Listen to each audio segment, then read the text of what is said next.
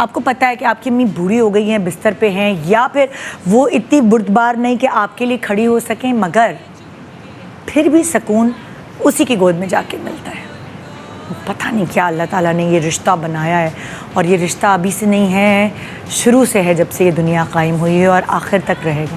سو اس محبت کے پیمانے کو، محبت اولاد اور ماں کے، یہ کوئی ناپ ہی نہیں سکتا. یہ اس کو شاید کہتے ہیں انفینٹی محبت، اس کی ڈیفینیشن ہے یہ. آج میرے پاس یہاں، اور آپس کی بات ہے، سچی بات ہے، یہ میں نے بیئر بھی کیا ہے، یہ میں نے ایکسپیرینس بھی کیا ہے.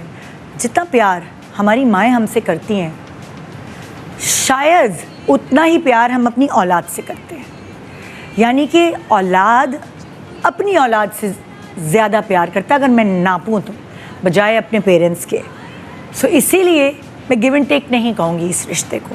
یہ چیز چلتی جاتی ہے، چلتی جاتی ہے، چلتی جاتی ہے.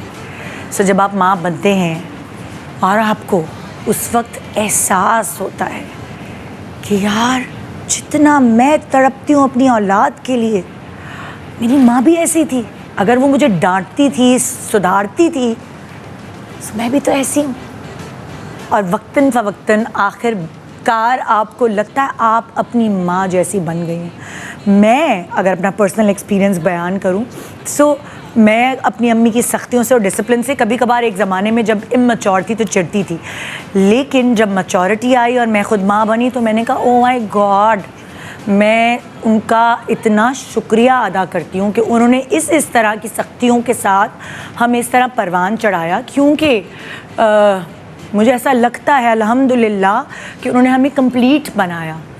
کبھی بھی کوئی انسان اپنے آپ کو کمپلیٹ نہیں کہتا. بہت ساری خرابیاں اور ساری چیزیں مل جل کر ایک انسان تیار ہوتا ہے، وہ فرشتہ نہیں ہوتا. مگر پھر بھی اس سٹیج پہ آ کے جب میں خود 3 الگ الگ سائز کے بچوں کی ماں ہوں، مجھے یہ اندازہ ہوتا ہے کہ امی نے یہ سختی اس بات پر اس لیے کی تھی.